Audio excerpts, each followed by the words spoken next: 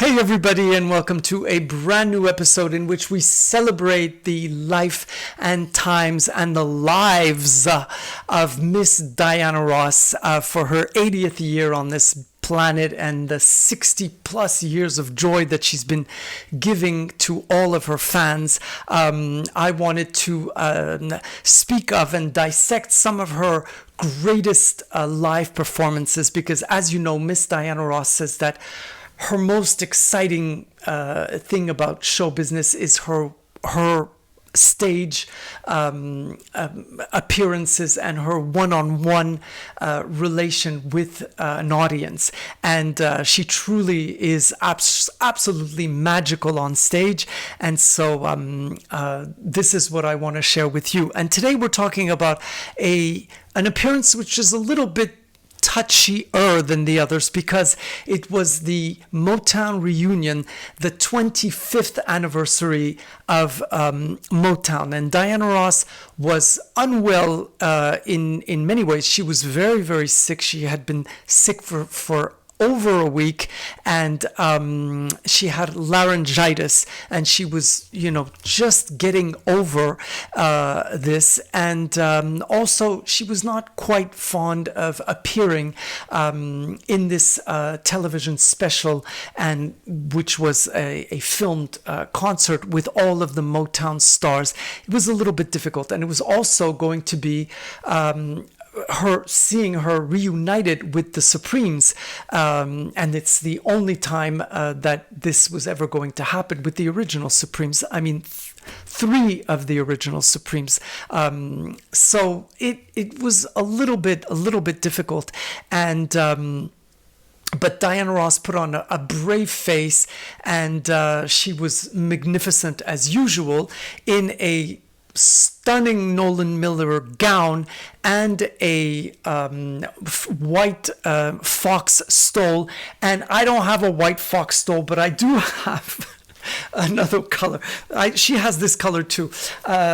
So, well, I do with what I have. Sometimes I make the costumes, but this is stuff I already had because, as you know, the kimono sleeves came much later in the Diana Ross glamour style. So let's just dive right in and look at Diana Ross's incredible appearance on Motown's 25th. And this is the closing of the show. And of course, Miss Ross, the queen of Motown, closes.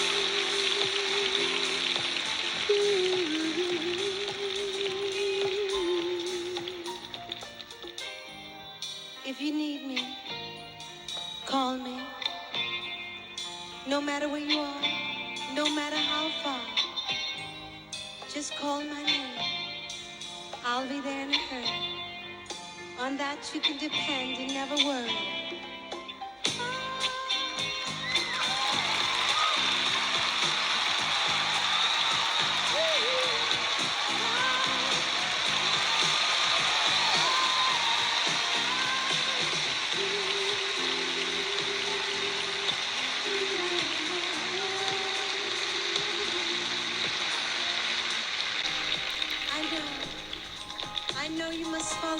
Diana Ross arriving on stage and running is just one of the most extraordinary things in this world. She's just, the energy. But you can tell that she's a little bit weak. She's on the thin side. She lost a lot of weight. And her voice, she's really pushing to hit those notes.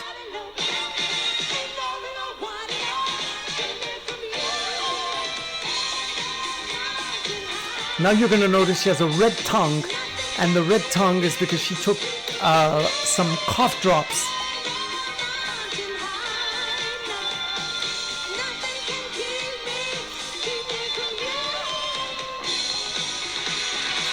The signature arms in the air.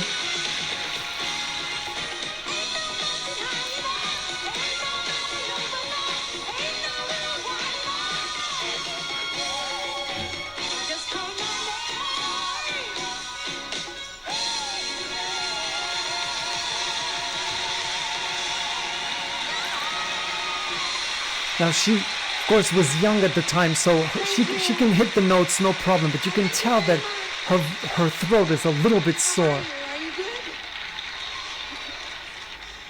Okay. Well, if I started talking about my life with Motown, I think I'd take a real long time. But Motown is forever. And always so elegant in her phrasing. it's a strange thing, but Berry has always felt that he's never been really appreciated. It's a strange thing. I feel a little emotional, but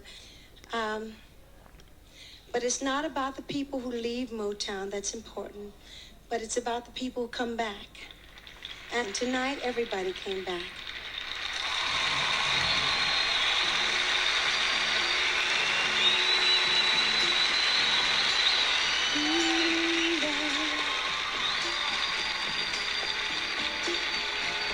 Wanna say, someday we'll be together.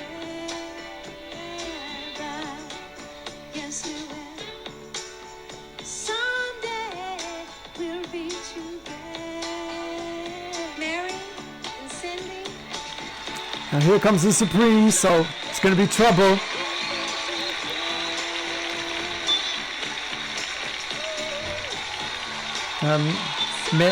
Mary Wilson wants to come in last. She wants her star moment.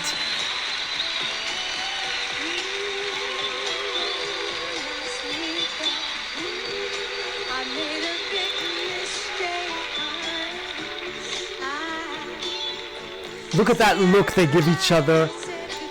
They're not going to let Diana Ross stand in front. They go straight in front of her. And this is where things start to get a little bit sticky, because Diana Ross then presents them, this is Mary and this is Cindy, because just to show probably you don't know. So it's not a really easy moment for Miss Ross. And all of the stars are arriving, the Temptations, Marvin Gaye, DeBarge, Michael Jackson, of course, and Smokey Robinson. And I think they're all very, very happy to be together and to meet and to realize all that they've accomplished. But it's not an easy thing. And certainly, again, Diana Ross is at the head of the ship. But in this particular case, they're not really letting her maneuver. It's kind of everyone wants to, have their moment, and so it's not that easy.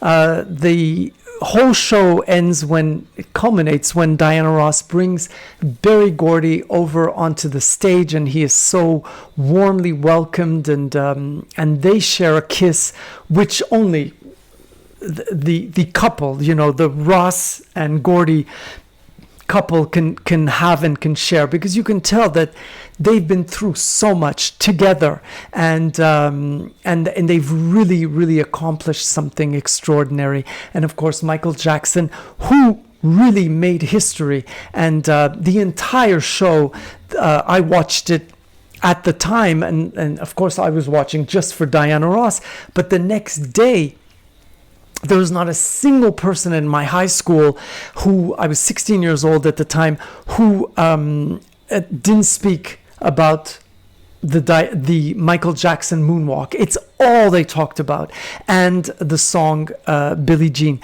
Now, Mary Wilson was insisted on singing "How Lucky Can You Get" from the movie Funny Lady, and she said that if she was not to have her solo song, then she wouldn't appear, and so they allowed her to sing it, and then they cut it out of the shooting of the film that you see. So everything was very, very, very tense. However, Michael Jackson, who had lawyers, said, "I want to sing Billie Jean," but he made sure that it was going to be in the middle of the show and certainly not cut out. So all of this to say that Diana Ross, for her, it was not an easy moment, but because of her elegance, her absolute ladylike manners, her intelligence. She was able to maneuver through this because she had left Motown for RCA, so she was considered, somewhat of somebody who was not, who did not recognize the people who had made her a star, and of course she had signed this multi-million-dollar contract, and so for many of the Motown stars who weren't making that kind of money, there was a bit of resentment. So it was not really an easy thing, and I'm sure that the fact that Diana Ross fell ill before the recording has largely to do with all of these worries that she had, including meeting up with Mary Wilson, who's never been easy on Diana Ross. And isn't it ironic that the one song that they sing together on stage is not a song that Mary Wilson has ever recorded, or Cindy Bird's song, because it is a Diana Ross song that she recorded as a solo artist for her very first album, and she was very generous to give it to the Supremes and herself as their farewell song, because it was so fitting. Someday we'll be together. So with all of this in mind, it still is a magnificent piece of history, and of course Diana Ross looking phenomenal as always, and she's just like a child. Those eyes when she looks up at Berry Gordy and asks him to come down and join her is just, you cannot resist, and nobody can resist Diana Ross, and certainly not us. I want to thank you all for being so many to follow this channel, and I hope to see you again very soon for another Diana Ross arrival. See you soon. Bye bye.